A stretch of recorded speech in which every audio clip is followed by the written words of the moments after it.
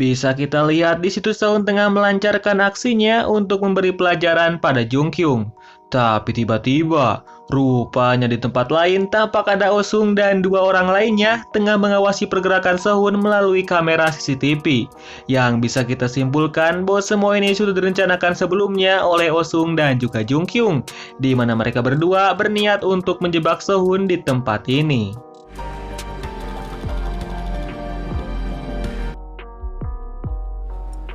일부러 안 와도 되는데.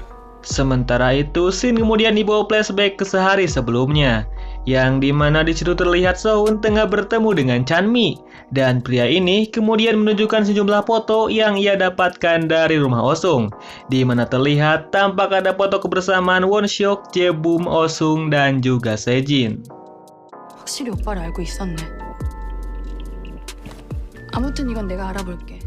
Sementara itu, di sisi lain Osung yang tengah berada di rumahnya tampak mulai menunjukkan raut wajah emosional karena dirinya menyadari bahwa Sehun ternyata telah mengambil foto-foto di lacinya.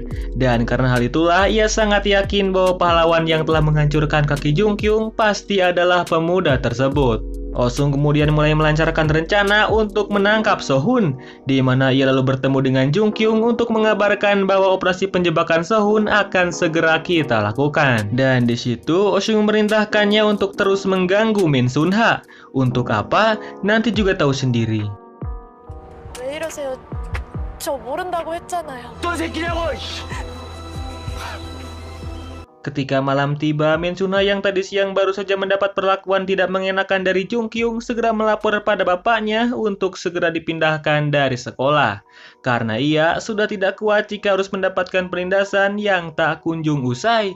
Bapak Min Sunha kemudian menegaskan jika tidak perlu ada yang dikhawatirkan lagi, karena besok malam Jungkyung akan menerima balasannya.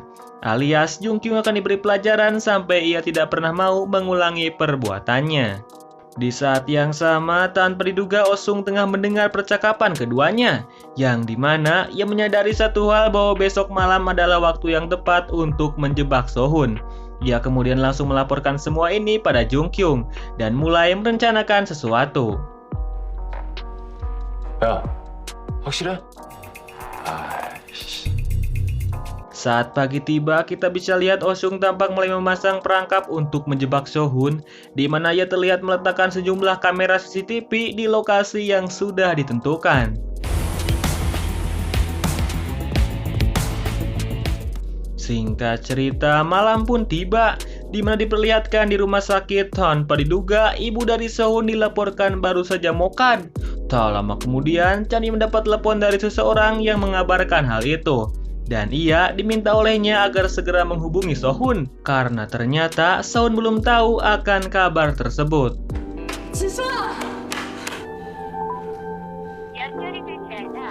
Chanmi pun berusaha untuk menghubungi Sehun, tapi tanpa diduga ponselnya ternyata tidak aktif.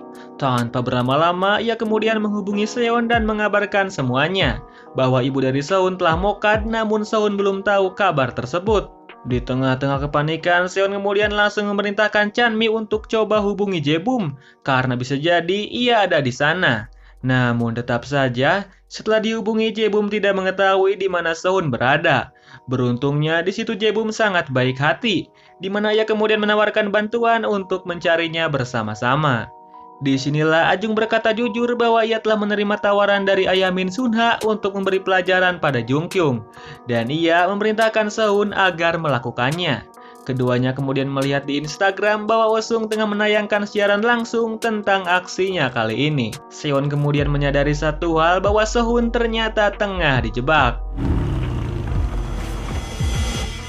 사주가 있는 데가 어디야? 사증용 집 나와서 산다고 했어. Singkat cerita, mereka pun berpencar untuk mencari keberadaan Sehun, di mana Chanmi dan Jaebum langsung OTW naik mobil untuk segera mendatangi berbagai tempat untuk mencarinya. Sementara Ajung dan juga Seon langsung bergegas untuk pergi ke rumah Min Sunha dan menanyakan di mana markas Jungkyung berada. Singkat cerita, beberapa waktu kemudian, Osung tampak cukup senang karena pergerakan Sehun sudah tertangkap kamera. Bisa kita lihat Sehun mulai masuk ke tempat persinggahan dari Jungkyung, yang ketika ia sudah masuk ke dalamnya, Sehun segera mendorongnya dan mereka pun terlibat keributan.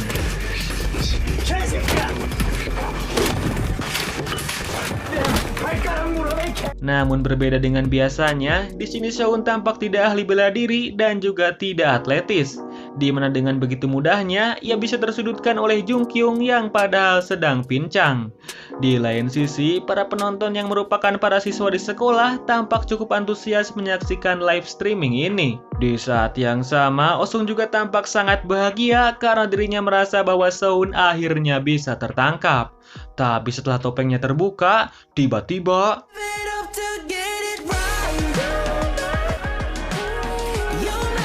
tanpa diduga itu adalah Jae-bum, di mana raut bahagia Osung pun seketika langsung berubah karena dirinya tak menyangka seseorang yang telah dianggapnya saudara ini ternyata telah mengkhianatinya dengan membantu pelarian dari Sehun. Sementara Sehun sendiri tampak tengah menaiki mobil untuk OTW ke rumah sakit tempat ibunya dinyatakan telah mokad.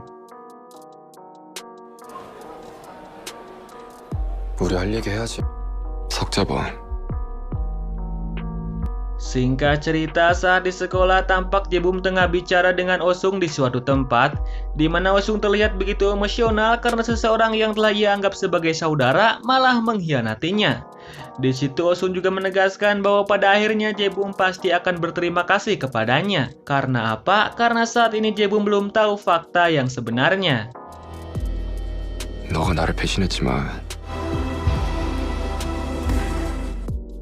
Saat di rumah, Jae-bum tampak masih kepikiran soal perkataan Osung di sekolah, di mana tiba-tiba ia mendapati sebuah ruangan di rumahnya yang tiba-tiba sudah acak-acakan, dan di saat itu juga dengan anehnya ia mengingat suatu hal yang masih belum jelas. Di keesokan harinya bisa kita lihat Jae-bum, Chanmi, dan kawan-kawan tengah bersama dan mulai saling terbuka untuk membahas tentang siapakah dalang di balik kematian Won-seok. Ajung dan Seon berpendapat bahwa mereka sama sekali belum mencurigai siapapun di sekolah ini. Namun di sini, Chanmi serta Sehun sangat yakin bahwa dalang di balik kasus tersebut tak lain dan tak bukan adalah Gi Oh-sung. Lalu kemudian Chanmi dan Sehun tampak tengah berada di suatu tempat untuk madang, di mana di sana mereka mulai melihat foto kebersamaan Won-seok dan yang lainnya. 이 네 사람은 알고 있지 않았을까? Dan setelahnya, Chanmi berpikir bahwa Oh-sung adalah satu-satunya orang yang tahu akar permasalahan ini. Karena Jae-bum sendiri lupa ingatan, Sejin sudah pergi ke Amerika dan Won-seok kan sudah mokad. Mereka kemudian menjadikan Oh-sung sebagai tersangka utama dan juga saksi kunci. 내가 일찍 왔어. 아침부터 만나자고 해서 미안하는데. 기호성?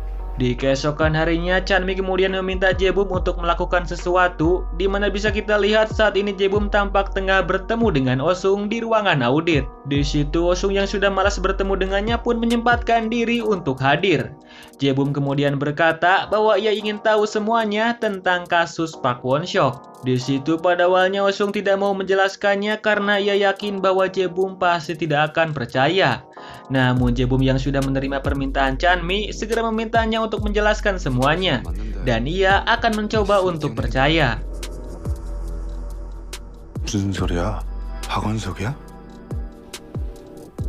Tanpa diduga, di situ Oh-sung menegaskan bahwa kejadian yang menimpa Jae-bum setahun lalu bukanlah karena bundir, melainkan ada unsur kesengajaan dari seseorang. Yang dimana Oh-sung mengatakan bahwa Won-seok adalah orang yang telah membuat Jae-bum kecelakaan hingga lupa ingatan.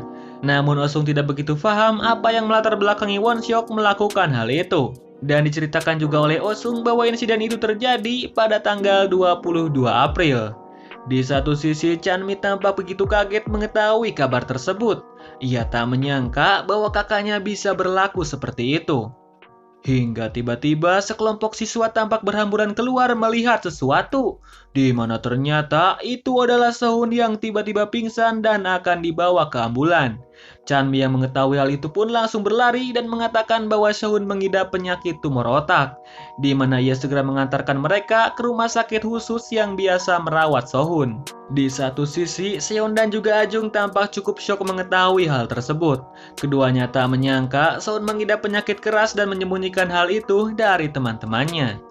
Setelah dirawat di rumah sakit, dokter kemudian mengabarkan bahwa kondisi Sehun baik-baik saja.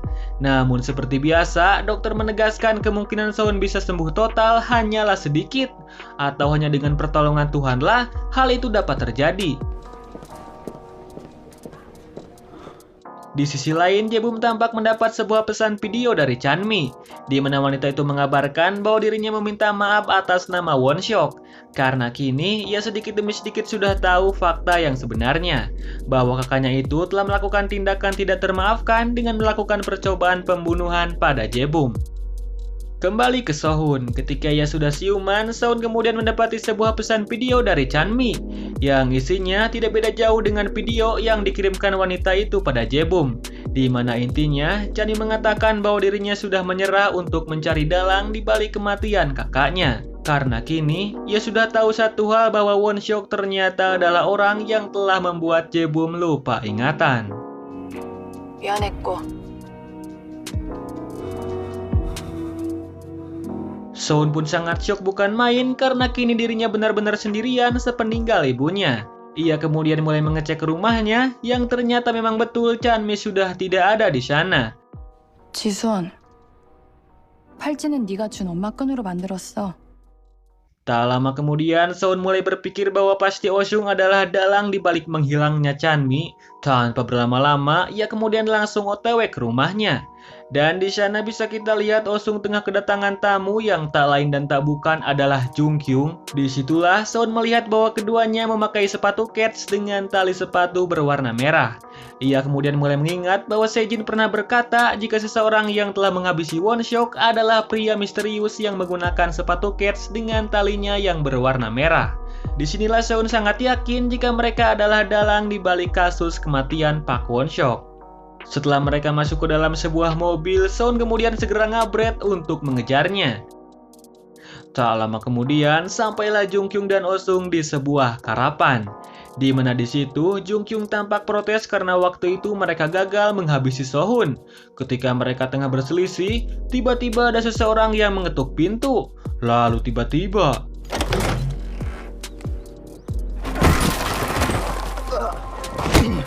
rupanya di situ ada Sohun, di mana ia kemudian langsung menendang Jung-kyung hingga pingsan. Lalu setelah itu ia masuk ke dalam karapan dan menemukan Oh-sung yang tampak sangat ketakutan.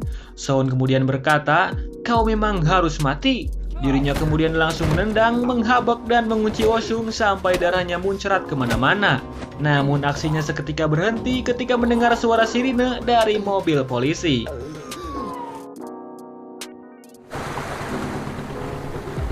Di sisi lain, Chanmi tampak tengah berada di suatu tempat dekat lautan yang dimana ia tengah melihat foto kenang-kenangan dirinya dan Won-seok tahun lalu. Tapi tak lama kemudian, ia tampak begitu kaget ketika menyadari bahwa saat di ruang audit, ia mendengar Oh-sung berkata bahwa tanggal 22 April adalah waktu insiden itu terjadi. Namun Chanmi mendapati fakta bahwa tanggal 22 April tahun lalu, Won-seok tidak sedang berada di kota Seoul, melainkan tengah bersamanya di tempat ini. Dan Chanmi pun mulai menyadari bahwa perkataan Oh-sung kemarin pasti hanyalah omong kosong belaka. Singkat cerita, Chanmi kembali ke kota Seoul untuk bertemu Sohun dan Jae-bum, di mana ia kemudian menjelaskan semuanya bahwa apa yang dikatakan Oh-sung pada Jae-bum di ruang audit ternyata hanyalah sebuah kebohongan. 기우성 이 새끼 정말 나쁜 놈이네 기우성. Saat malam tiba, bisa kita lihat hubungan Chanmi dan juga Sohun tampak semakin dekat. Namun ketika Chanmi tengah mampir ke sebuah tosherba, tiba-tiba Jung-kyung Chase datang dan langsung menculik Sohun menggunakan sebuah mobil. Tanpa berlama-lama, Chanmi segera menghubungi Jae-bum untuk meminta bantuan. 여보세요? 저리는 신고하지 마. 내가 찾아볼게. Ketika malam semakin larut, Jae-bum tampak terbangun dari tidurnya, di mana ternyata di dalam mimpinya barusan terdapat potongan-potongan ingatannya sebelum amnesia, di mana ternyata tanpa diduga Oh-sung adalah orang yang telah membuatnya amnesia, di mana saat itu Oh-sung menendang Jae-bum dari atap gedung. 기우성이었어. Sementara itu, di sisi lain Sohun tampak tengah diikat di sebuah rumah kosong yang entah di mana. Di situ Jung-kyung segera memukulnya berkali-kali seakan-akan ingin balas dendam karena dulu kakinya pernah dibuat hancur olehnya. Namun di situ ia sadar bahwa Oh-sung telah memerintahkannya untuk tidak menghabisi Sohun sebelum dirinya datang. Saat pagi menjelang, Oh-sung sendiri sudah bersiap untuk pergi ke tempat Jung-kyung dan yang lainnya. Tapi tiba-tiba 내가 저 앞에서 먼저 잡으면 돼. 제가 먼저 잡았는데요. Rupanya itu adalah seseorang yang telah diberi tugas oleh Jae-bum untuk mengikutinya, di mana mereka tampak memasukkan alat pelacak ke dalam tas Osung supaya perjalanannya dapat terpantau. Singkat cerita, pemuda ini akhirnya sampai di kediaman Jung Kyung, di mana ia segera menendang Sehun sembari menuduhnya sebagai dalang di balik kematian Won Seok. Di situ Sehun mengaku bahwa dirinya memang seorang pahlawan yang sering memberi pelajaran pada seorang yang dianggapnya kriminal, namun ia menegaskan bahwa dirinya bukanlah orang yang telah membunuh Park Won Seok. 아니야. Disitulah Osung benar-benar marah karena jawaban Sehun barusan adalah jawaban yang tidak diharapkan, di mana ia kemudian berniat untuk memotong jari Sehun menggunakan sebuah alat yang telah dimodifikasi. Namun sebelum jari Sehun putus, tiba-tiba sejumlah orang yang tampak seperti mafia datang dan langsung menyelamatkannya. Rupanya mereka adalah orang yang telah diperintahkan Jae-bum untuk menyelamatkan Sehun.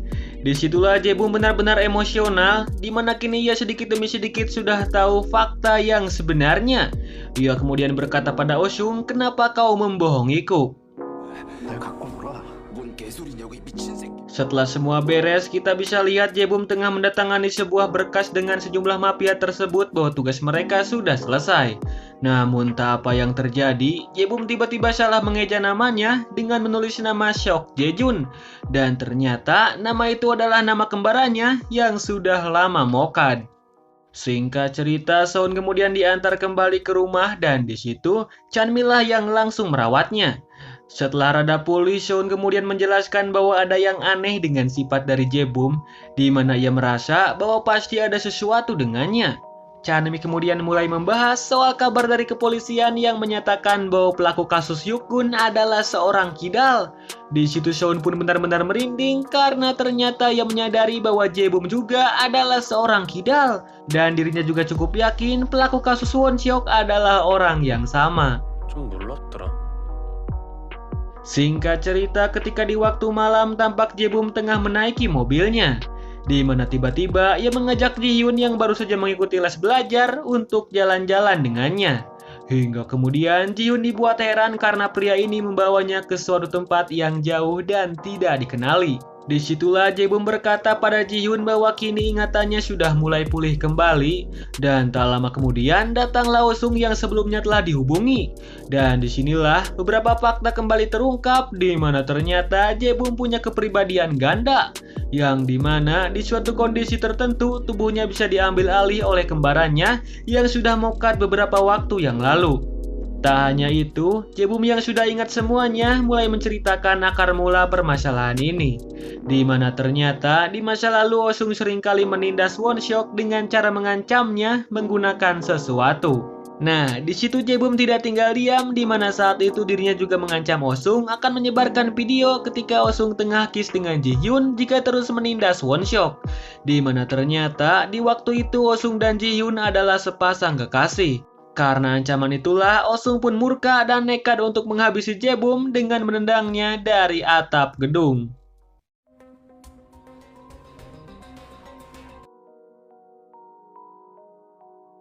Kembali ke Chanmi dan Sohun, di mana keduanya tampak pergi ke suatu tempat untuk meminta alamat email dari Sejin, yang dimana mereka berdua berniat untuk meminta video rekaman saat Won Seok terjatuh, dengan tujuan untuk memastikan apakah pelaku adalah seorang kidal, karena jika memang benar, maka selangkah lagi Jae-bum bisa dijadikan sebagai tersangka.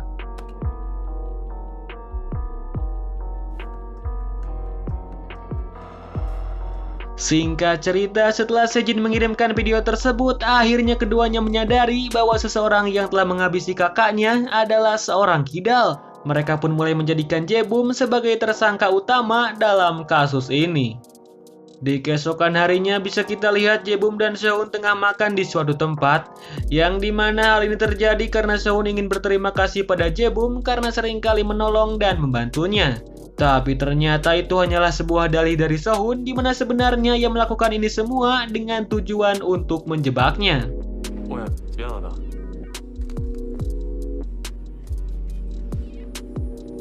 Saat Sehun tengah mengantarkan bekas makanan mereka berdua, ternyata di situ Jae-bum menyadari bahwa Sehun berniat untuk melakukan sesuatu kepadanya, di mana ia pun segera mengambil ponsel Sehun dan membawanya pergi ke WC. 폰이 없어졌어. 여기 있었는데. 말해볼게. Sehun pun tampak heran dengan ponselnya yang hilang, di mana padahal dirinya juga sudah tahu bahwa Jae-bum lah yang telah mencuri ponselnya. Singkat cerita, Chanmi dan Sehun pergi ke suatu tempat untuk membeli ponsel baru yang mirip dengan ponsel Won-shok, yang dimana saat ini mereka tengah melancarkan rencana untuk menjebak Jae-bum.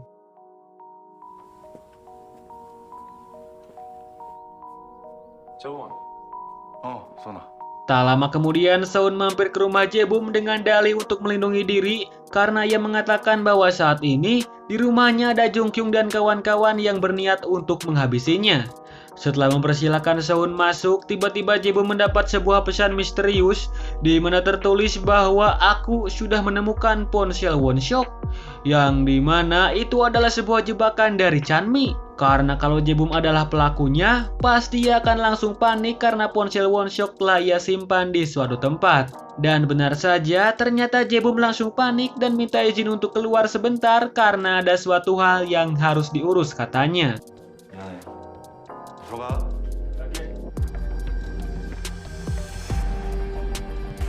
Dengan perasaan yang was-was, Jae-bum pun langsung OTW ke tempat ia menyembunyikan ponsel Won-shok, dan ketika sudah larut malam, sampailah ia di tempat tersebut. Namun tanpa diduga, ponsel Won-shok masih ada di dalam kotaknya. Tanpa diduga lagi, ternyata Sehun telah mengikutinya sampai ke tempat ini.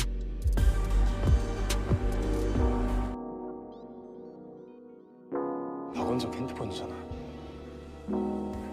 Disitulah Sehun berniat untuk mengambil ponsel itu. Tapi ternyata dari belakang Osung langsung menghantamnya, di mana Sehun pun seketika langsung pingsan setelah digaplok sekop sawah. Bisa kita lihat Osung serta Jae-bum langsung berduel kembali karena Jae-bum merasa frustasi sebab dahulu Osung lah yang telah memanipulasinya supaya menghabisi Won-shok. Di mana saat itu, setelah Jae-bum amnesia, Osung lah yang mengatakan bahwa Won-shok adalah pelakunya. 말에나 대답해. 어떻게 날 범인으로 해?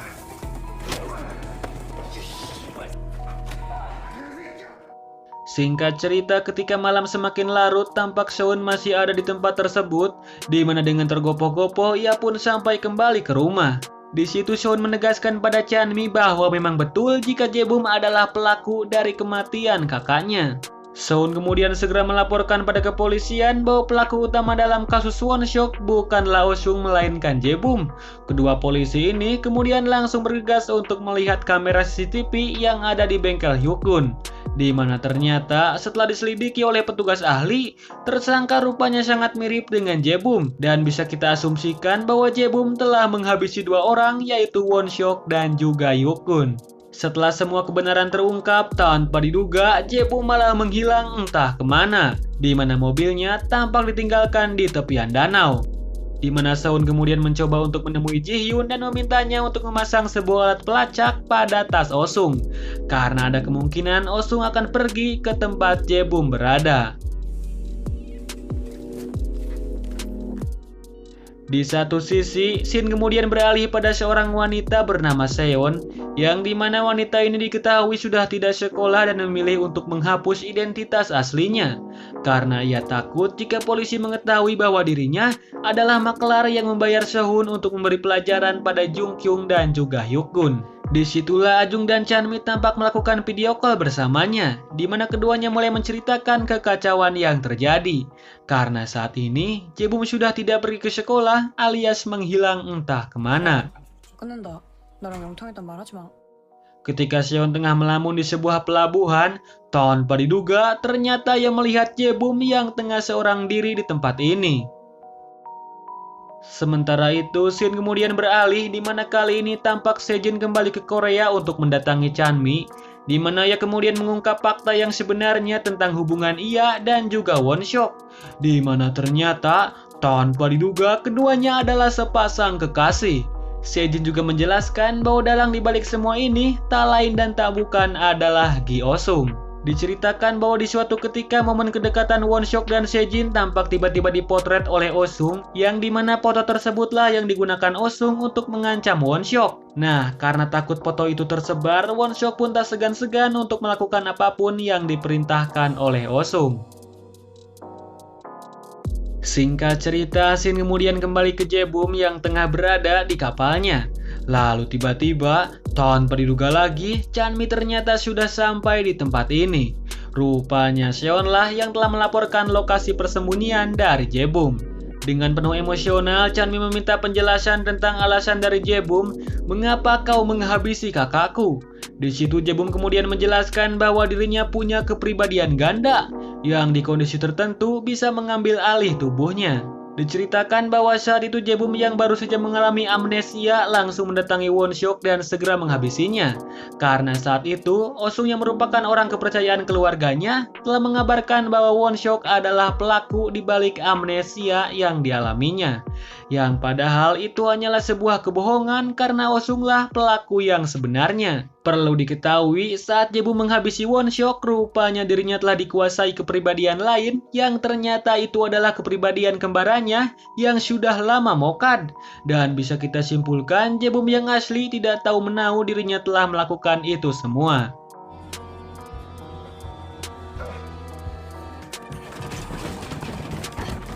Bisa kita lihat Chanmi dan Jae-bum masih bersitegang di atas kapal, di mana kali ini karena kondisi tertekan, kepribadian lain dari Jae-bum pun mulai keluar, yang dimana ia tampak sangat keras dan berniat untuk menghabisi Chanmi. Disitulah Jae-bum kembali menjelaskan bahwa dirinya jugalah yang telah menghabisi Hyuk-gun di bengkelnya, di mana diceritakan bahwa saat itu Jae-bum berniat untuk nonton basket bersama dengan So-hun. Namun setelah menunggunya beberapa waktu, ternyata So-hun tak kunjung datang. Hingga kemudian ia melihat temannya ini keluar dari suatu bengkel. Karena penasaran, Jae-bum kemudian mulai masuk ke dalamnya. Dan ia pun sangat kaget ketika melihat seseorang yang tampak terikat pada kursi. Dan ketika ia berniat untuk menolongnya, tanpa diduga Hyuk-gun malah menuduh Jae-bum sebagai pelaku yang telah menyerangnya. Karena kondisi tertekan inilah kepribadian kembarannya tiba-tiba muncul. Dan tanpa rasa takut segera mencekik Hyuk-gun hingga mokad. Lalu ketika Jae-bum berniat untuk pergi, ia tidak sengaja menjatuhkan kertas tanda terima milik Oh-sung yang sebelumnya telah ia pungut ketika di rumah. Karena hal itulah polisi sempat menuduh Oh-sung sebagai pelaku yang telah menghabisi Hyuk-gun. Setelah mengetahui fakta yang sebenarnya, Chanmi kemudian segera meminta kepribadian ini untuk pergi dari tubuh Jae-bum karena ia percaya bahwa sosok Jae-bum adalah orang baik yang tidak akan pernah melakukan tindakan keji seperti itu.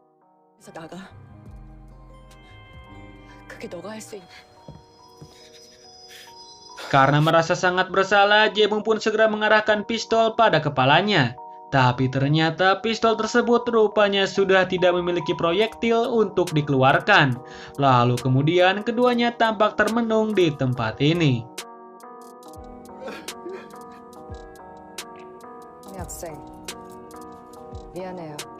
Singkat cerita, mungkin saat ini Jae-bum sudah masuk ke dalam penjara. Dan bisa kita lihat saat di sekolah So-hun tampak dihubungi oleh Ji-hyun untuk mendatanginya di atap sekolah. Setelah sampai di sana, tanpa diduga di situ Ji-hyun telah dalam kondisi terikat di mana semua ini adalah perbuatan Oh-sung. Diketahui Oh-sung benar-benar marah karena berani-beraninya So-hun meminta Ji-hyun untuk memasangkan alat pelacak ke dalam tas miliknya. Singkat cerita, mereka pun terlibat keributan dan disitulah pada akhirnya Oh-sung pun terjatuh karena kesalahannya sendiri.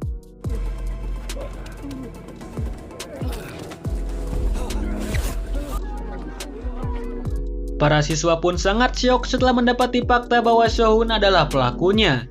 Namun sebelum mereka berspekulasi dan menghakimi So-hun, tanpa diduga Min Sun-ha yang merasa So-hun telah berjasa untuknya segera menyusun rencana untuk mengembalikan nama baik So-hun, di mana ia kemudian mengirim sejumlah pesan kepada para siswa bahwa sebenarnya pahlawan tanpa tanda jasa yang telah menghabisi Jung-kyung tak lain dan tak bukan adalah So-hun. Disitulah para siswa pun berspekulasi dan menganggap bahwa penyerangan So-hun pada Oh-sung pasti punya alasan tertentu. Dengan kata lain, semua ini terjadi pasti karena Oh-sung memang pantas mendapatkannya. Disitulah mereka memberikan dukungan penuh untuk Sohun yang telah menjadi pahlawan pemberantas kejahatan di sekolah ini. Di mana ketika para polisi datang, para siswa sama sekali tidak memberikan kesaksian bahwa Sohun terlibat. Dan menurut salah seorang, ia hanya melihat Osung jatuh sendirian alias bundir. 오성이밖에 못 봤어요. 네. 다른 사람. Singkat cerita, beberapa waktu kemudian, para siswa tampak mulai berfoto untuk hari kelulusan. Namun di situ, Sohun memilih untuk tidak mengikutinya, karena ia ingin menikmati hidup katanya. Sementara Chanmi sendiri, ternyata ia sudah menjalani seleksi untuk jadi abdi negara, yang dimana kini dirinya sudah menjadi tentara wanita. Mereka pun berjalan beriringan keluar dari sekolah, dan tamat ending yang cukup memuaskan. Kisah bermula ketika Ok Chanmi, yaitu seorang atlet menembak, mendapati kakaknya dikabarkan telah mati karena bundir. Namun karena ia tidak percaya bahwa kakaknya melakukan hal itu, wanita ini kemudian mulai mencari fakta yang sebenarnya dengan masuk ke dalam sekolah dari almarhum kakaknya. Disitulah berbagai hal terjadi di mana satu persatu orang mulai dicurigai sebagai pelakunya. Namun di akhir ia mendapati fakta bahwa pelakunya adalah orang yang sangat baik kepadanya.